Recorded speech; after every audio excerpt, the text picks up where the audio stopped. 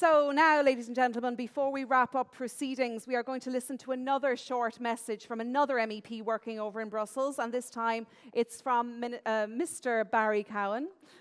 Similar to Nina Carberry, Barry is, of course, an MEP for the same constituency in Ireland's Midlands Northwest, but I think that is where the similarity ends. He hails from the county of Offaly and a family, a Fianna Fáil family, steeped in politics. And for those of you over from Brussels, you might not know, but he was obviously the brother of our former Taoiseach, Mr. Brian Cowen. So they are two brothers from the one family. Barry sits in the Liberal Renew group in the European Parliament, and he's a full member of the EP's Committee on Agriculture and Rural Development and Renew Europe's shadow rapporteur on that report, key report on the future of agriculture and the post-2027 CAP. So Ian, roll the video when you're ready. Good afternoon to you all. Barry Cowen here, MEP for the Midlands Northwest, sending my best to all of you at the Forum for Food and Agriculture's regional event in Ireland ahead of the Irish presidency. You'll be well aware, of course, the Irish presidency arrives at a pivotal moment for the EU. The presidency has set out an ambitious agenda built around three core themes: competitiveness, values and security. These reflect the EU's own strategic agenda, and they'll guide the government's work across a range of issues, from Ukraine to global partnerships to, critically indeed for us, the negotiation of the next multi-annual financial framework. And that's a clear direction and plenty, of course, to be getting on with. So looking ahead, we're facing unprecedented budgetary constraints. Priorities and responsibilities relating to defence and security are at the fore of the discussions on the next MFF. And the coming budgetary decisions will be massively consequential, especially for farming and for rural communities in Ireland and across Europe. My position on this has always been clear. While I respect and appreciate the need for increased defence and security spending, we must also have a pro rata spending increase in food security, which goes hand in hand with defence and security. Looking at the proposed EU budget, we're facing a proposed cut to the Common Agricultural Policy in draft form of over 20%, and that would have a huge impact on rural Ireland, and the gap has to be closed. And I have my own views on how to do it, and I'll be making that case at EU level in the coming weeks and months ahead in order to ensure farmers can be properly rewarded for sustainable practices and rural communities therefore rightly supported. It's crucial. The economic and environmental and social sustainability of EU food production is too important to be put on the back burner. So getting the CAP framework locked in quickly, that'll be a priority, and I'll be pushing hard for that. Alongside the CAP negotiations, there's a full agenda of the presidency when it comes to agriculture. You have the food and safety omnibus, continued files in those areas, further simplification of environmental legislation included in that, and a protein and livestock strategy and the implementation, of course, of the Fertiliser Action Plan announced only last week. There's a lot on the table, and I'd add one more important dimension as well, indeed, trade. It's a vital moment in world politics, and Europe needs to be ambitious, and we need to be expanding our export markets in addition to those trade deals we concluded in the recent years in a more timely fashion than was the case previously. So we're now looking east to the Philippines and to Malaysia, for example, taking the lead and being assertive when it comes to our livestock sector especially. Looking at specifically at the Common Agricultural Policy, I'll be leading negotiations for my own political grouping, Renew Europe, and I go into these talks with a clear position. The centre must lead the way, and we'll do that through what's known as the von der Leyen coalition of the EPP, S&D and the Renew Europe groupings. I believe we're broadly aligned, and building that consensus in the Parliament will be crucial. Our shared position is evolution and not revolution, a continuation of the current system with sensible adaptation that reflect where farming is indeed today. Been a lot of noise about certain elements of the Common Agricultural Policy structure, such as the dismantling of the pillar structure, for example. And my own personal view, to be quite honest, is that farmers aren't particularly worried about whether their money comes from Pillar 1 or Pillar 2.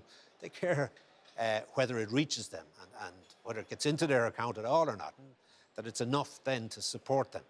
And the current framework gives us a foundation, I think, that we can build on, and that's what I intend to do. There'll be tough conversations, of course, ahead, tricky issues like capping and degressivity, the definition of active farmer, young farmer spending, and the sensitive but necessary question of succession and payments to farmers approaching retirement age. These are real issues that need workable solutions But at the end of the day, I believe it all comes back to one thing, of course, and that is money. The budget will determine whether the cap succeeds or falls short, and that's worth fighting for, though, and that's a fight that matters because of what's at stake. What's at stake is farms and communities and a way of life that's been at risk, that would be at risk of being lost otherwise. Nowhere is that more clear. As I said earlier, when you look at the likes of the livestock sector, the figures within that speak for themselves. Eurostat data shows that between 2014 and 2024, for example, cattle numbers across Europe, across the EU fell by 8%. And that's a worrying trend, driven by many different issues like falling farm viability and the steady decline in the overall number of farms. And we're losing the backbone of rural life across the continent where this and should this continue. And that's why the next CAP must focus support where it's needed most, on the farms that are under the most pressure and on keeping them viable. So my approach to this is simple. Balance environmental sustainability with productivity and ensure that Ireland and Europe continue to produce the highest quality food to the highest standards in the world. Before this, because of displacing food production to outside of the EU, doesn't help the environment and ultimately would be damaging to it. So exporting emissions so we can import food helps no one. We need to produce high quality, sustainable food at home, and we need to pay farmers properly for having done that and continuing to do that. The era of asking farmers to do more for less has to end with this common agricultural policy, as far as I'm concerned. It's time to put our money where our mouth is and make sure the likes of the livestock sector and its production ethos and capabilities thrives.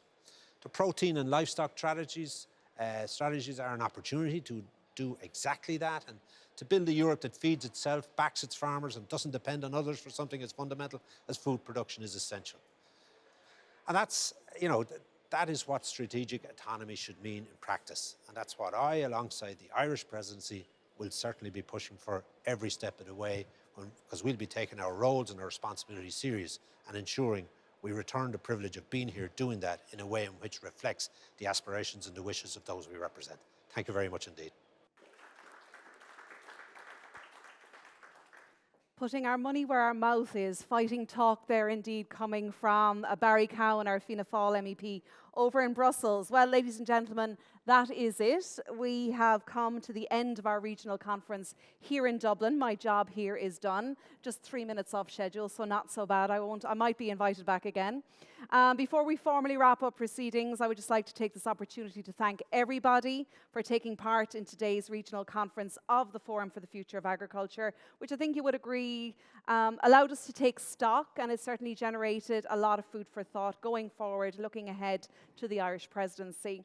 I think we had some very inspirational speakers and panelists, and all of you as well for taking part and engaging with the discussion. A heartfelt word of thanks to the team, the Forum team, for putting this impressive show on the road, especially from Brussels to Dublin. But as you can see, it ran seamlessly. For Emma, to Thierry, Jürgen, Mark and Anne, a warm round of applause. It's always a pleasure to collaborate with such an efficient and conscientious team. Always a pleasure on my part. A word of appreciation as well to the technical crew down the back under the baton of Ian Collins. Well done. Everything ran so smoothly here at the RDS without glitch, particularly for our speakers joining online. As I said before, all the presentations delivered today will be available in a couple of days' time on the website www.forumforag.com. And I invite you now all to attend the regional edition of the Forum taking place in Vilnius in Lithuania on November 25th, where we will continue this debate about agri-food systems transformation, and that will be right in the middle of the Lithuanian, the forthcoming after the Irish presidency of the EU. Ladies and gentlemen, I wish you all an excellent evening under this typical Irish weather. Who says that it rains constantly in Ireland? Come on. And also the very best of Irish hospitality later on. Go raibh míle maith agaibh go léir, agus go dtí an céadú eile go dtéis slán.